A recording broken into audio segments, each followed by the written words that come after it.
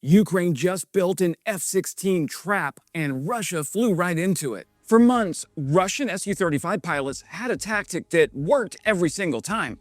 Spot a Ukrainian aircraft flying low near the front, looking like it's lining up a glide bomb run, intercept it, and then use the Su-35's longer radar range and longer reach missiles to force the Ukrainian jet to turn away before it can drop its weapons. Simple, repeatable, effective. And on July 8th, Ukraine used that pattern against the Russians. One F-16 flew low, looking exactly like every other strike profile the Su-35 had been sent to break up. Two more F-16s weighted high, out of the Russian pilots' immediate radar returns. They were carrying AMRAAMs. Then a Patriot battery had repositioned close enough to the front to get its own radar eyes on Russian-controlled airspace. The Su-35 pilot did what he'd done successfully many times before.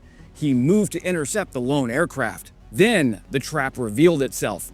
By the time the geometry of the fight stopped being what he thought it was, a missile was already seconds from impact. Russia lost its best air superiority fighter to a tactic built entirely out of Russia's own confidence. Ukraine didn't need better hardware, it just needed to understand a decision cycle well enough to write the script a Russian pilot would follow. Hey friends, Wes here, defense journalist, Army infantry, and Air Force veteran, and welcome to the Danger Zone, baby! Today we're covering the July 8th Su-35 shootdown, how a 3-aircraft ambush and a Patriot battery combined to kill what Russia considers its best air superiority fighter, and what that kill tells us about where the air war is heading. Here is the contrast that makes this story significant beyond one aircraft going down. The Su-35 has been dominant in this air war, not because Ukrainian pilots are less skilled, but because the hardware gap is real. Russia's NO-35 Irbis-E radar can spot a fighter-sized target somewhere around 200 to 250 kilometers out. Ukraine's F-16s, mostly older jets donated by Denmark and the Netherlands, carry the AN/APG-68, which tops out at roughly 100 to 150 kilometers against a similar target. Too close for missiles, Goose. I'm switching to guns. In a straight head-on engagement, the Russian pilot has Ukraine on his scope before Ukraine even has a return on him. Also, the Russians' missiles reach further too. Ukraine can't fix that hardware gap quickly. It can't build a better radar on a production line and install it in donated jets before next week. What it can do is change the geometry of the engagement so the hardware gap stops being decisive. July 8th was Ukraine demonstrating that it had figured out how to do exactly that, and it worked. Ukraine's Air Force announced the Su-35 shootdown on July 8th. Hours later, Ukraine's 3rd Army Corps posted drone footage of the aircraft falling in a flat spin, wrapped in fire, burning on the ground, inside their area of operations. Russian sources didn't dispute the loss. Russian military bloggers, including the prominent Fighterbomber channel, confirmed the pilot ejected and survived, though Ukraine hasn't independently verified that detail. What Ukraine has not publicly released is a detailed account of how the intercept actually unfolded. Every specific about the 3-aircraft formation, the Patriot battery's positioning, which weapon actually fired, all of that comes from Russian military telegram channels trying to explain their own embarrassment, not from a Ukrainian after-action statement. Ukraine confirmed the kill, Russia confirmed the humiliation. Everything in between lives in a space of classified operations, disputed claims, and a telegram ecosystem populated by men with call signs like Fighterbomber and Voidvode. Fighterbomber's summary of the engagement was as honest as a Russian source is gonna get. Quote, 3 aircraft plus a Patriot against one of ours, end quote. And here's the version circulating from Russian sources, including Fighterbomber and the blogger known as Voivode. One Ukrainian F-16 flew low toward the front, executing a profile that looked exactly like a jet, setting up to release guided bombs. The mission the Su-35 had been scrambled to disrupt many times before. 2 more F-16s reportedly held higher altitude, outside the Russian pilot's immediate radar picture, armed with AIM-120 AMRAAMs. Somewhere behind all 3, a Ukrainian Patriot battery had repositioned to within roughly 60 kilometers of the front line, close enough to get radar coverage of the Russian-controlled airspace. The Su-35 pilot read the situation the way his training and his experience and his months of successful intercepts told him to read it. One Ukrainian strike aircraft, low, vulnerable, doing what Ukrainian strike aircraft do. He moved to intercept. The moment he committed to that vector, the geometry stopped working in his favor. The two high-cover F-16s had a firing solution. Depending on which version of the engagement is accurate, Patriot may have contributed the targeting picture that made that solution possible sooner. What isn't in dispute is the outcome. A missile arrived before the Su-35's pilot understood the full shape of the trap he was in. Now, every account of this engagement eventually arrives at the same question. Did an AMRAAM off one of the covering F-16s kill the Su-35? Or did a Patriot battery do it from the ground? Well, the answer isn't settled publicly, and the way it's been framed lately in coverage is Patriot is providing the target illumination. Now, that phrase is doing more analytical work than the phrase actually supports. Older radar-guided missiles, the semi-active homing weapons like the original AIM-7 Sparrow, needed the launching aircraft's radar continuously radiating toward the target for the entire time of flight. The missile seeker just followed the radar energy bouncing off the target and steered towards it. Well, that chained the shooter to the engagement from launch to impact. AMRAAM broke that chain on purpose. It's an active radar homing missile carrying its own radar transmitter in the nose. For most of the flight, it navigates by inertial guidance. Dead reckoning based on where the fire control computer calculated the target would be. Only in the final seconds, at the range fighter pilots call pitbull, does the missile's own radar switch on and guide independently. Nobody has to illuminate anything at that point. It's hunting by itself, which means the phrase Patriot provided target illumination for the F-16s probably doesn't mean what it implies. What's more likely is the Patriot's radar supplied Ukraine's broader air picture with early warning and a rough vector, cueing the F-16 crews on where to point their own radars and hold position. The pilots then closed the targeting loop themselves before taking the shot. Patriot as a direct shooter is also genuinely possible. Ukraine has run this play before. Move a battery close to the front, hold it under strict emissions control so Russian sensors can't locate it, activate the radar only after a Russian aircraft commits to a course, fire fast, displace before retaliation. The PAC-2 GMT interceptor Ukraine fields was built specifically to engage aircraft, not only ballistic missiles.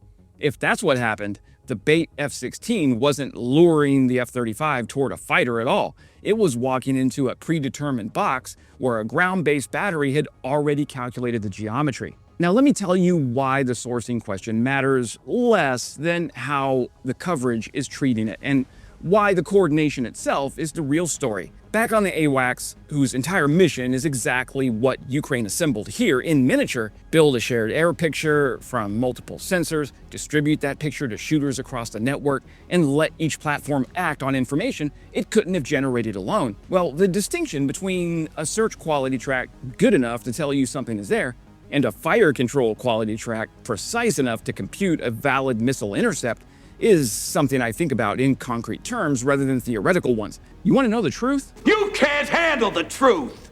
A Patriot radar is absolutely capable of generating fire control quality data for its own interceptors.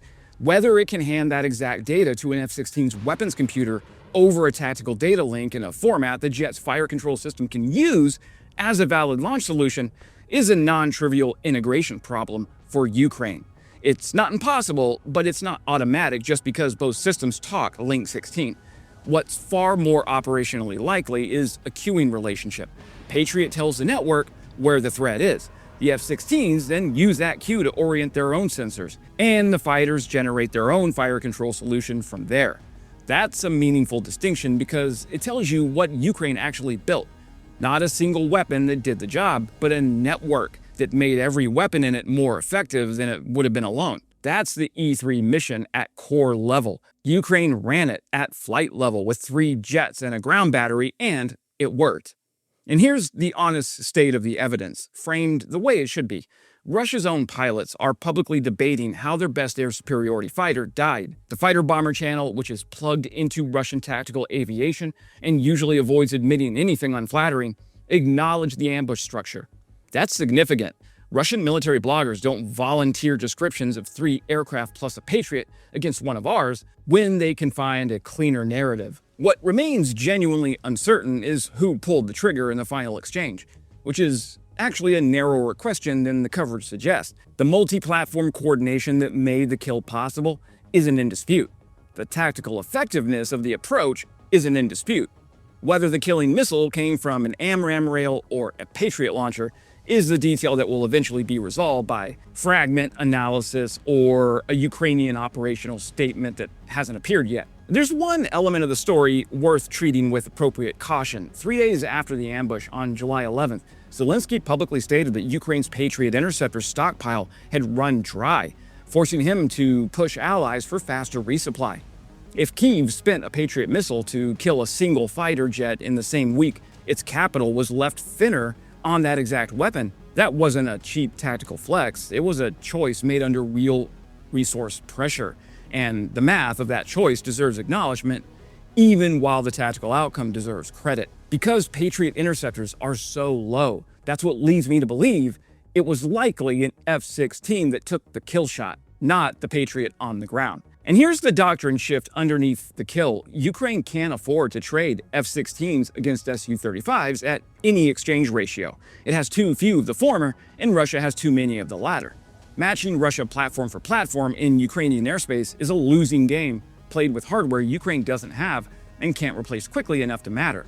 What Ukraine can do is build a temporary, local pocket where multiple systems gang up on a single Russian aircraft, then dissolve that pocket the instant the shot is taken. 1 aircraft as bait, hate to be that guy. 2 as the hidden teeth, and a ground radar feeding everyone a better picture than any single platform could generate alone. Total exposure time measured in minutes before everything displaces and the geometry disappears. That's not a fair fight. That's a smarter one. And it changes the calculation for every Russian pilot flying near that front line from this point forward. A lone Ukrainian F-16 flying low can no longer be confidently read as 1 aircraft on 1 mission. It might be a genuine strike profile, but it might also be bait. It might be the deliberately exposed tip of an ambush that includes 2 more fighters he can't see yet, and a ground radar that's already tracking him. The habit that worked for months, spot the lone Ukrainian, intercept it, force it to go back, now carries a probability of flying into a trap built specifically around that habit. That uncertainty, sitting in the seat next to every Russian pilot working that sector, is a combat effect that doesn't show up in any kill count. The exact Patriot firing position hasn't been independently verified either. The pilot's survival is confirmed only by the Russian sources.